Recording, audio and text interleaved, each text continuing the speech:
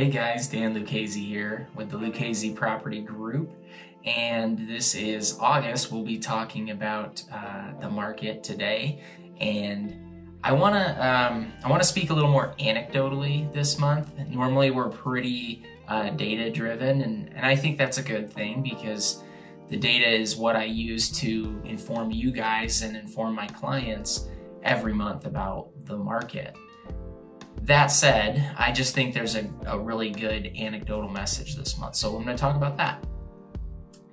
Okay, we had a property that was listed for sale, one of the nicest houses in the neighborhood, very, very beautiful house.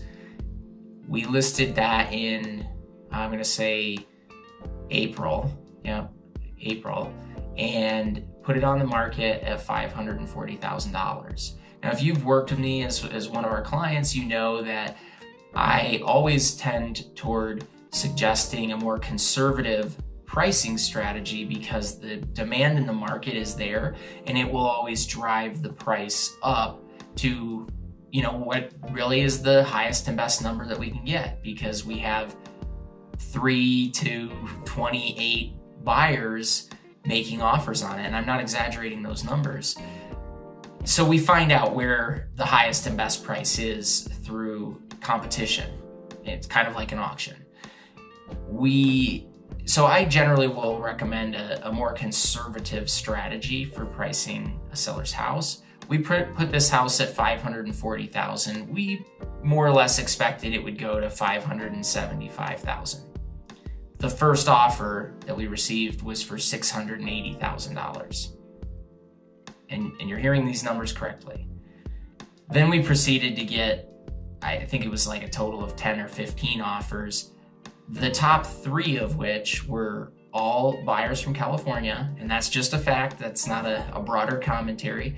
And they were willing to go between $725,000 and $730,000. And I think ultimately where they really wanted to be was more like $700,000, but again, the competition, they wanted to win. So that house didn't end up selling because the seller's objectives and their goals changed. So they needed to put things on hold for a moment. They allowed the contract that they were under contract with to terminate, and kind of held off for a few months. Fast forward to August, and house goes back on the market. They've actually improved a few more things. They repaired a sewer line and cleaned a drain line and did some furnace work just to bring that up to snuff. So they actually did even more than this house already had, and the interest level was a lot lower. So back in April, we had every 30 minutes, you could only do an exclusive showing. So every 30 minutes, no overlap, booked for 3+ days straight, back to back to back to back, with nonstop showings. Fast forward to August, and the showing activity wasn't bad in the context of the historical real estate market, but there was a lot less activity.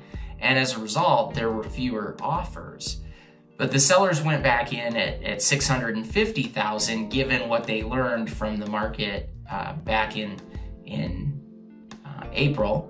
And with our advisement, we helped them to figure out where to price the house. So we, again, took a conservative strategy. It had been under contract with buyers willing to go, $700,000, $730,000, $680,000.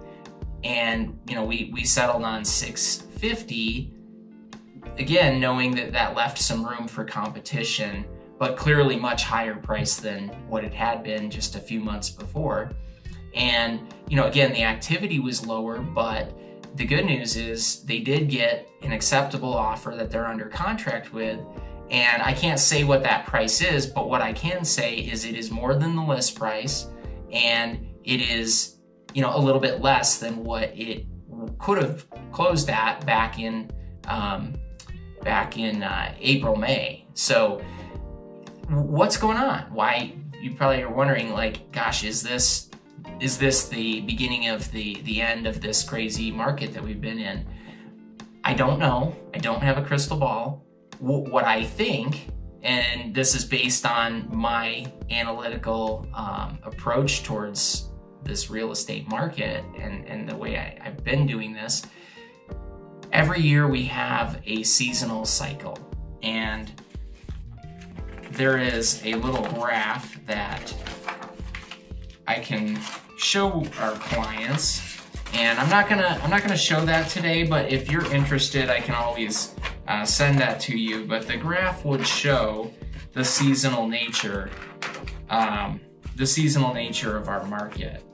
And so every spring, the inventory is very, very low, and the buyers come out in January or February and really hit the market trying to get out ahead of the spring competition. The reality of it is they are the spring competition. And so the low inventory with the high level of buyer activity is what drives the prices up every spring. And then the sellers traditionally are waiting until school is out. So we see a lot of inventory pick up in May, knowing that with a 30-day closing period, they'll close in June after school is out and, make the lifestyle aspect of moving easier. So we get this imbalance of timing between buyers and sellers. And as a result, the sellers net more money in the spring, earlier in the spring if they are able to, and buyers tend to have a little less negotiating pressure in the summer. And so, yes, we've seen price reductions in this market, and we see that every summer since about 2013, 2014, somewhere in there, we've been seeing this same pattern play out.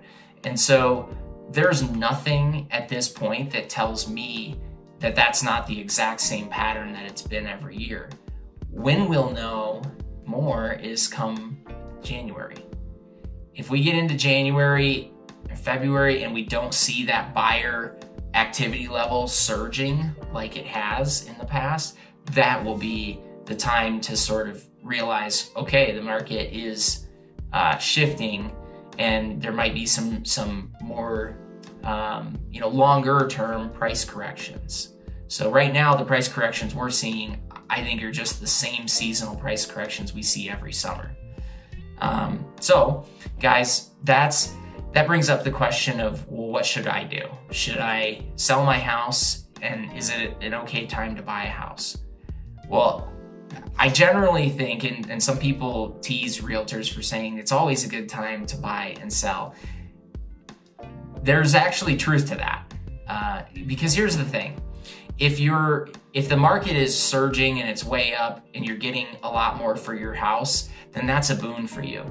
And you're also going to be competing in that buyer market. And so that's, you're going to be paying a higher price for your house. But if you're staying in the same or similar markets that are behaving the same, it's kind of a wash. So you sold your house for more and you paid more for the house you're buying.